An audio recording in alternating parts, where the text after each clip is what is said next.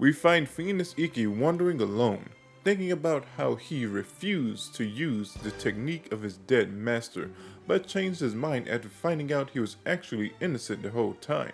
He decides to honor the memory of his master guilty by one day using said technique.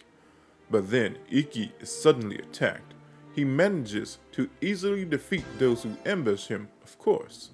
But Ikki is then sucked into another universe, a place where threads of sound, which eternally weave the past, present, and future, and sees the Sisters of Fate who have woven these threads with their own hands. The Mori revealed their true nature, explaining that they determine the path of every human soul from birth to death, intervening at crucial moments to guide or control their destinies.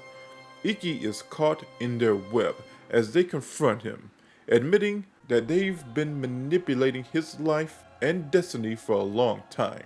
They explain how they intervened when his brother Shun made a choice that changed his own fate. Ikki, however, is unfazed by these revelations.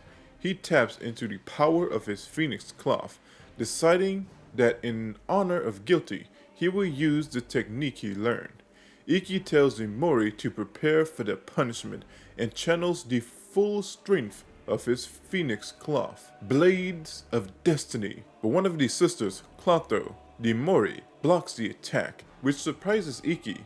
Clotho, seeking to manipulate Ikki's emotions, offers to bring the dead back to life, using the balance of destiny to rewrite fate itself.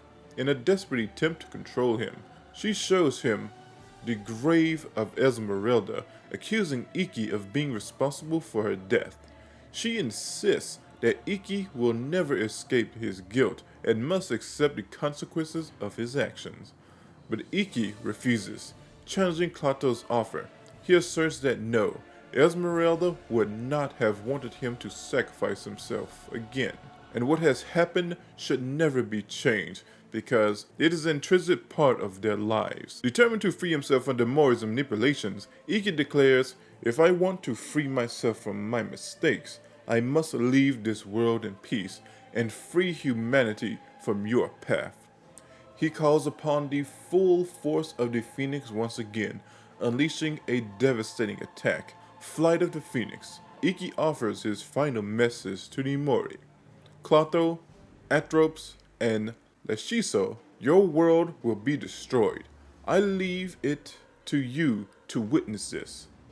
It will be your punishment. Goodbye.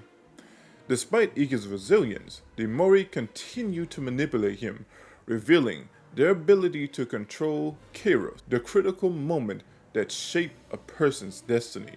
They explain that Kairos is a pivotal moment that defines a person's fate, and they intend to use it against him.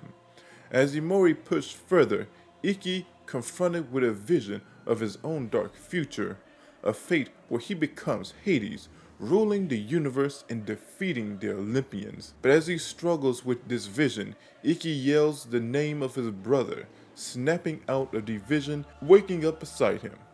He realizes that he has freed himself from the heavy burden of fate and is no longer bound by the destiny that the Mora had tried to impose on him. Ikki is finally free, no longer a pawn in their eternal game. Alright, I hope you enjoyed that. For this and that reason, I can't actually do a full breakdown of Time Odyssey, but it does have some interesting things here and there. So I would just get bits that I believe are the most interesting and give them to you. So tell me your thoughts in the comments, so please like, sub, and hit the bell. Later.